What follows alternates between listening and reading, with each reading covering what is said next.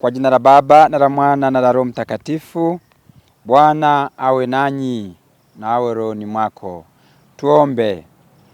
Mungu, tumekusanyika ili kuadhimisha karamu takatifu sana ambamo mwanao kabla ya kutolewa afe alikabidhi kanisa kwa karne zote sadaka mpya na karamu ya upendo wake.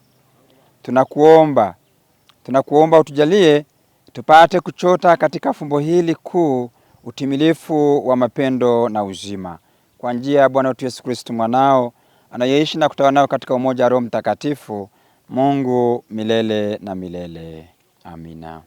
Somo la kitabu cha Kutoka sura ya 12 aya ya kwanza hadi ya 8, ya 11 hadi 14. Bwana akanena na Musa na Haruni katika nchi ya Misri, akawaambia, mwezi huu utakuwa mwanzo wa miezi kwenu, utakuwa ni mwezi wa kwanza wa mwaka kwenu.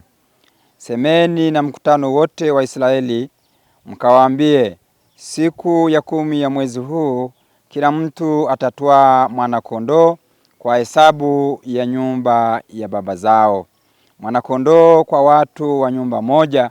Na ikiwa watu wa nyumba hii ni wachache kwa mwana-kondoo, basi yeye na jirani yake aliye karibu na nyumba yake na watwae mwana-kondoo mmoja kwa kadiri ya hesabu ya watu.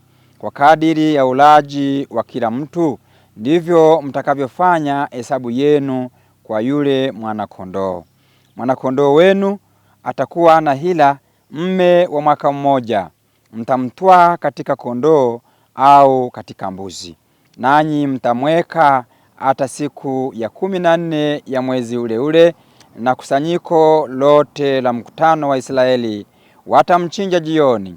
Nao watatwaa baadhi ya damu yake na kuitia katika miimo miwili na katika kizingiti cha juu katika zile nyumba watakazomla. Watakula nyama yake usiku ule ule imeokwa motoni, pamoja na mkate usiotiwa chachu, tena pamoja na mboga zenye uchungu.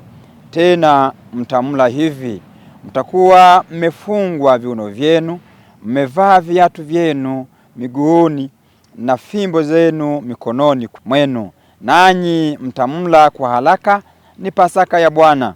Maana nitapita kati ya nchi ya Misri usiku huo, nami nitawapiga wazaliwa wa kwanza wote katika nchi ya Misri, wa wanadamu na wa wanyama, nami nitafanya hukumu juu ya miungu yote ya Misri.